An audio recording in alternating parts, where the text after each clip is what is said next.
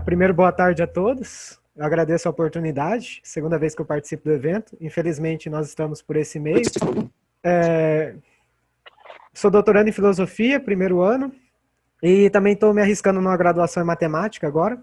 E bom, a minha comunicação ela tem como inspiração um texto desse senhor bonitinho, charmoso aqui, o Herbert Feigl, que escreveu A Visão Ortodoxa de Teorias, Comentários para a Defesa, assim como para a Crítica. Espera um pouco, que está entrando uma moto na minha casa. Esse texto ele foi traduzido pelo Oswaldo Pessoa Júnior e recebeu um comentário que se intitula O Canto do Cisne e da Visão Ortodoxa da Filosofia da Ciência. E ele escreve o seguinte: publicado por Herbert Feigl em 1970, o texto está entre as derradeiras defesas que foram feitas da chamada visão ortodoxa, ou recebida, recebível, da filosofia da ciência, ou seja, da concepção de teoria científica que foi desenvolvida a partir dos trabalhos do Círculo de Viena, cuja epistemologia geral é conhecida como positivismo lógico. Ele também comenta que trata-se de uma das apresentações mais didáticas do assunto, publicada em um momento em que essa concepção recebia ataques de todos os lados. Mas bem, o que quer dizer a expressão o canto do cisne, né? Essa expressão ela deriva de uma antiga lenda que dizia que o cisne branco era completamente mudo durante toda a sua vida, exceto nos momentos em que precediam sua morte. Quando abandonava o silêncio para cantar uma bela canção se despedindo da sua existência. Assim, com base no relato acima, podemos considerar que o texto de Feigl seria o último suspiro da Receive na filosofia da ciência, publicado como salientado no momento em que tal concepção era alvo de contínuos ataques de todas as direções. A partir disso, nosso objetivo nessa comunicação é considerar parte do retrato cunhado no contexto dos ataques a Receive e fornecer indícios de que a concepção forjada no furor da rejeição do movimento do empirismo lógico se apresenta assentada em uma caricatura da abordagem do movimento.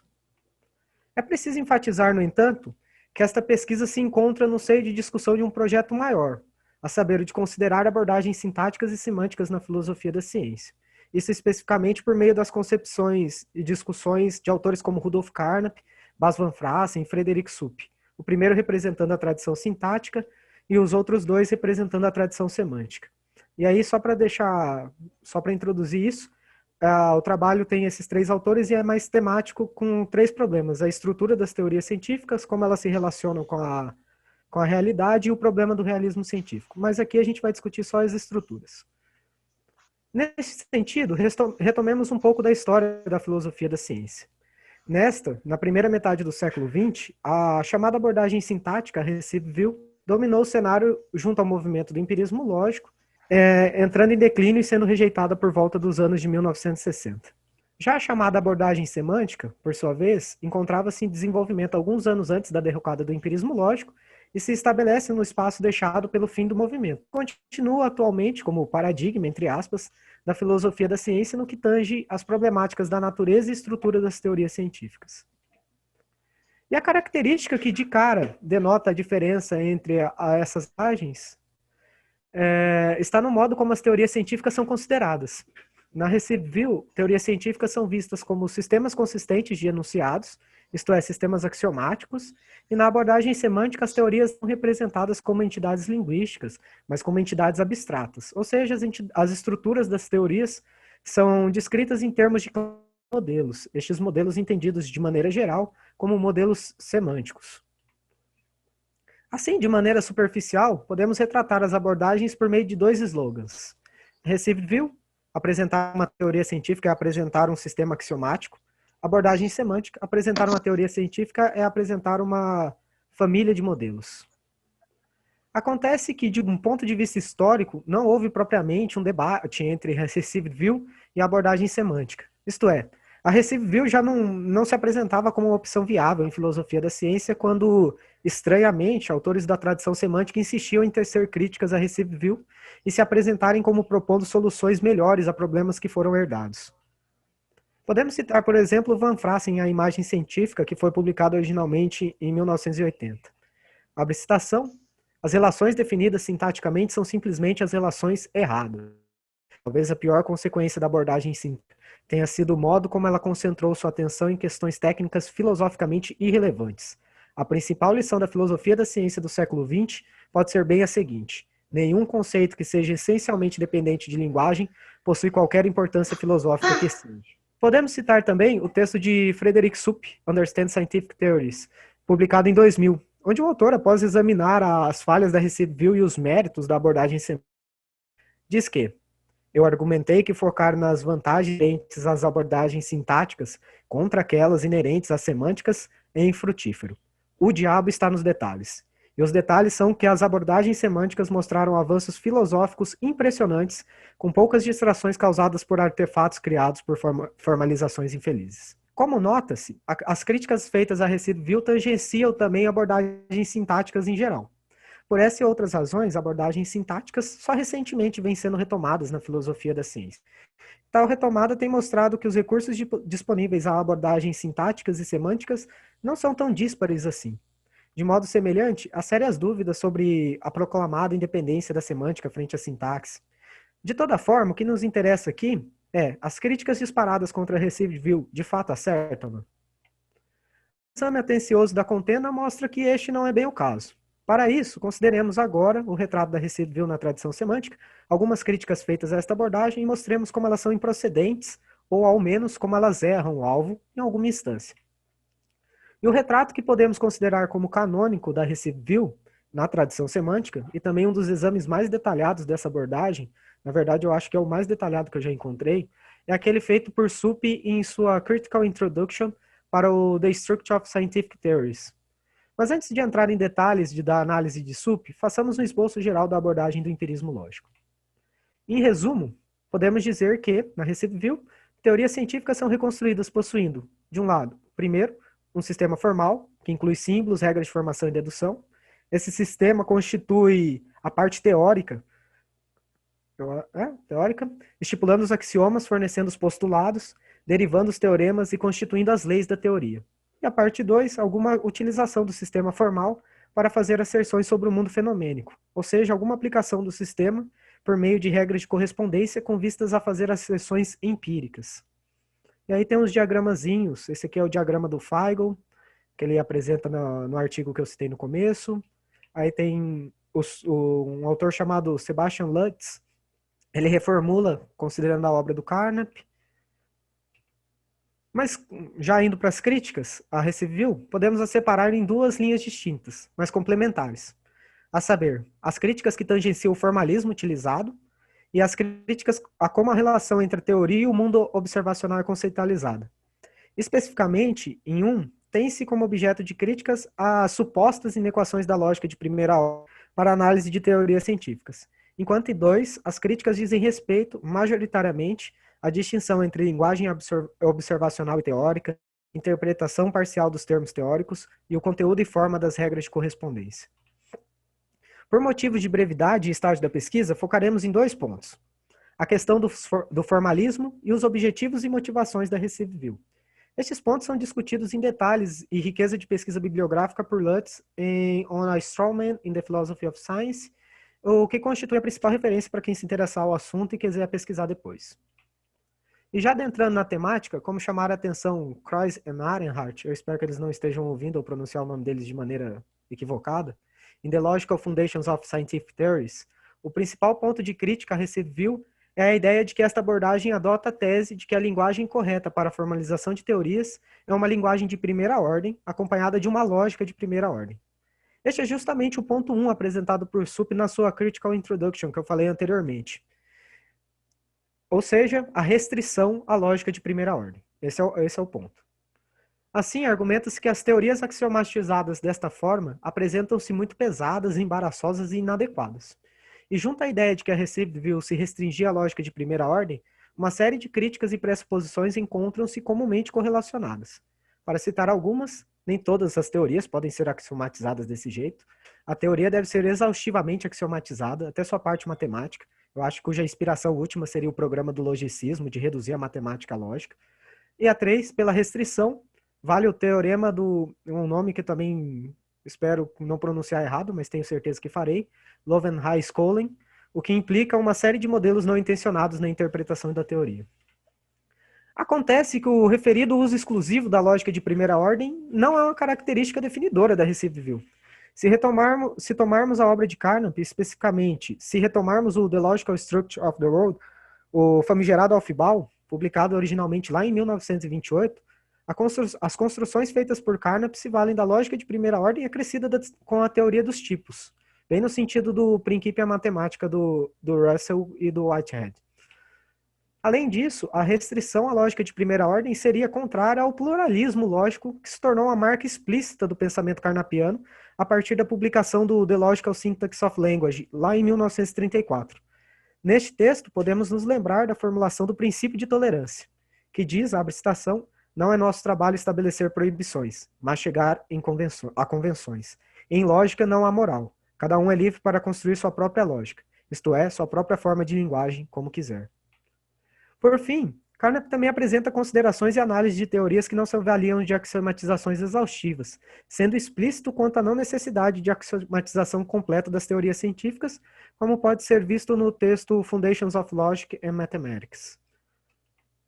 Deste modo, quando Van Fraassen afirma lá em Laws and Symmetry que a ferramenta correta para a filosofia da ciência é matemática e não metamatemática, em referência ao fato da teoria dos conjuntos apresentar-se como um formalismo mais adequado para a filosofia da ciência, Van Fraassen tende a ignorar, e de fato parece ignorar, a utilização da teoria dos tipos por parte da Recive-Ville e a possibilidade de transitar entre as estruturas das duas teorias, entre os tipos e os conjuntos. Logo, as críticas por parte da tradição semântica, que estão diretamente correlacionadas à concepção de que a Recive-Ville estava restrita à lógica de primeira ordem, são improcedentes, pois estão assentadas em uma imagem equivocada da abordagem dos autores do empirismo lógico, ao menos aqui, de Carnap.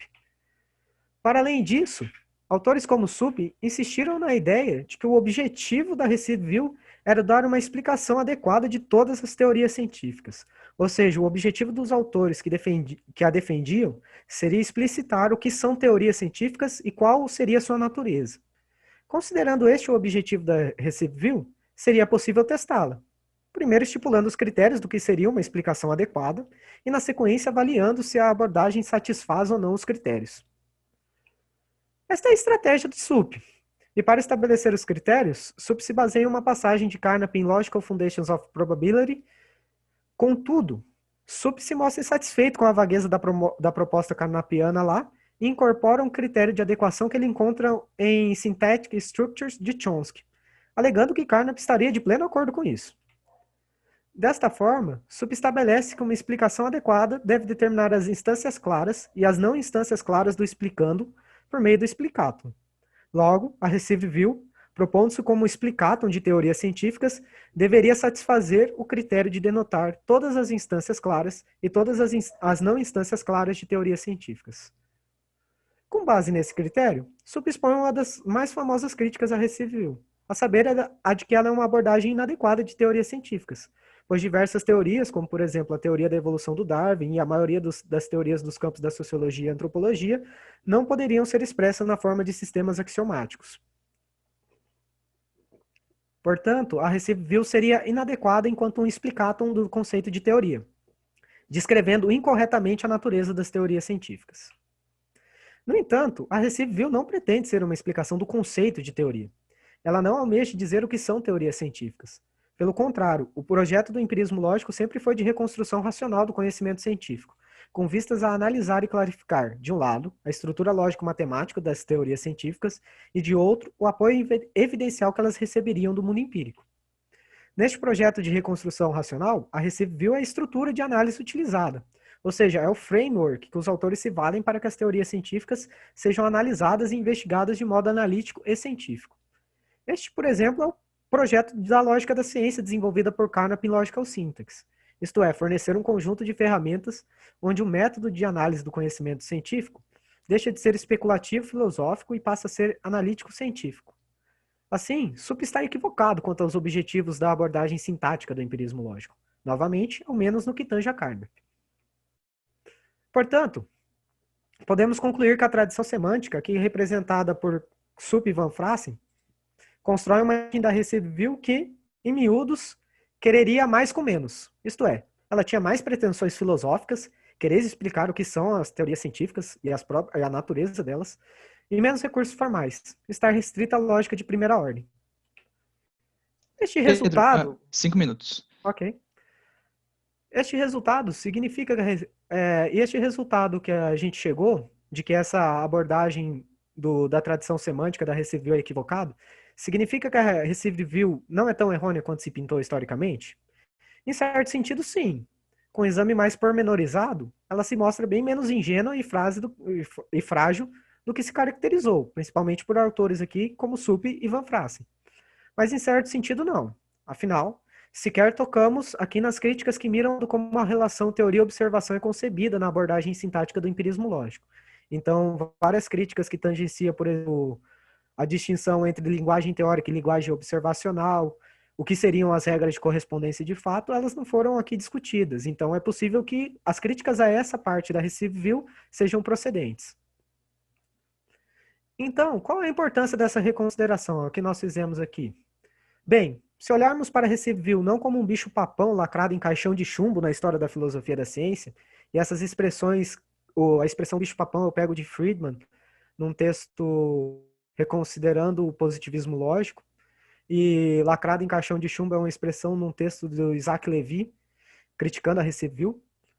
Mas assim, se a gente não considerar, se a gente olhar para Recife View não como um bicho-papão lacrado em caixão de chumbo na história da filosofia da ciência, e sim como uma abordagem desenvolvida com vistas a lidar com uma série de questões, algumas cruciais ainda hoje, que possui tanto falhas quanto méritos, talvez possamos ganhar alguns insights que ainda não tivemos. Ainda mais considerando o tanto que nós avançamos em certas problemáticas, e o tanto de outras ferramentas que nós tivemos, e o tanto de dificuldades que nós encontramos no meio do caminho. Assim, eu gostaria de encerrar essa comunicação com um voto de tolerância e pluralidade. Devemos olhar para as opções que temos disponíveis sempre com uma perspectiva crítica e honesta, julgando as concepções e construções com base no que elas foram e não com base em caricaturas. É claro que, com isso, não quero insinuar que Van Frassen e Supp agiram de má fé para com a Recife View, mas certamente que devemos reconhecer que suas caracterizações contribuíram para uma imagem equivocada do movimento que um dia fundou a filosofia da ciência e que talvez ainda tenha algo a nos dizer. Muito obrigado pela atenção. Desculpa, Sofia, eu vou colocar um meme no final. Obrigado, Pedro. Perguntas? Eu tenho uma, se ninguém escreveu ainda. Muito obrigada, Pedro, e muito interessante teu trabalho. Você sabe que eu trabalhei vários anos em questões semelhantes, né? Sobre a obra de Carnap e do empirismo lógico, né? Agora me desviei um pouco, mas pretendo um dia voltar. Então,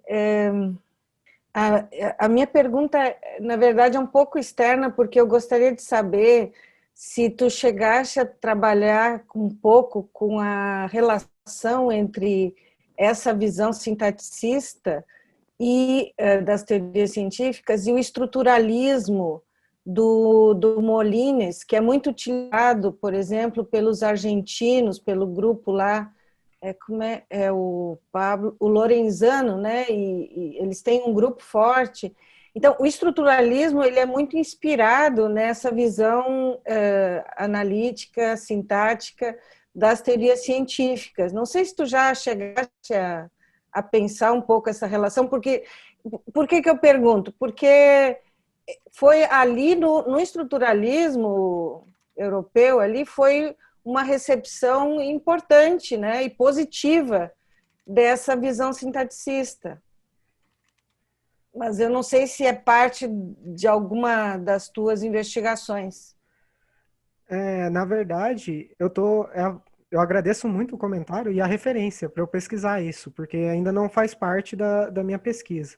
Eu tive não me parece estranho isso, pois eu li alguns textos do Friedman falando do estruturalismo presente na obra do Carnap, principalmente no que tange ao problema do realismo científico, mas eu vou pesquisar sobre isso e dar uma olhada bastante nessa questão da relação com o estruturalismo e o sintaticismo. Sim, porque sabe que há um grupo de argentinos que tem pesquisado com bastante ênfase, né? Isso. E, inclusive, eles fizeram umas traduções dos textos estruturalistas do Molines e de outras pessoas ali da Alemanha, enfim. Bom, mas eu não cheguei a ver, a pesquisar muito profundamente, né? Mas eu acho que aí teria, assim, você poderia ver uma recepção positiva, né? Dessa visão analítica, sintática. Tá bom. Professora, se não for pedir muito da sua boa vontade, você poderia digitar os nomes no chat, porque só de ouvir assim eu imagino que eu vou digitar uma atrocidade. Eu coloco aqui. Muito, muito obrigado, professora. Tá. A gente também tem uma pergunta do Vitor Costa. Minha pergunta era sobre um dos slides iniciais. Você comentou que o Carnap ele permitia avaliar teorias nessa metodologia sintática, mesmo que elas não fossem exaustivamente formalizadas, né, em termos sintáticos. Uhum. Você argumentando, no caso, contrário às críticas dos semanticistas, né? A minha pergunta é, em que medida que se pode avaliar analiticamente a correspondência de evidência da teoria científica, ou mesmo do caráter do raciocínio científico, sem que ele esteja exaustivamente formalizado na sintaxe, do ponto de vista de Carnap, por exemplo? Vou tentar responder a sua pergunta. Não sei se serei claro quanto a isso. É porque essa crítica feita a Recideville, ela se baseia muito na ideia de que, tipo, como você está usando a lógica de primeira ordem, quando você pega uma teoria que usa uma carga uma carga matemática, uma teoria da física, por exemplo, que é quase tudo matemática, você teria que reduzir essa matemática à linguagem da lógica de primeira ordem. Quando o Carnap fala que ele não precisa ser exaustivamente axiomatizada, ele está falando que você pode trabalhar com a matemática do jeito que ela está. Você não precisa reduzir ela à lógica.